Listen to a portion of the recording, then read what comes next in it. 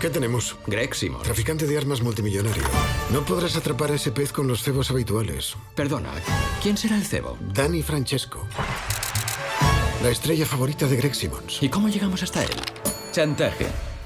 Muy bien, adelante. No te pongas nervioso. No tengo por qué estar nervioso. Solo son asesinos.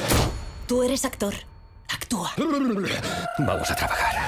¿Alguien puede pellizcarme? ¿Ese es Danny Francesco? El vendedor de Greg estuvo entre vosotros anoche. Los ucranianos.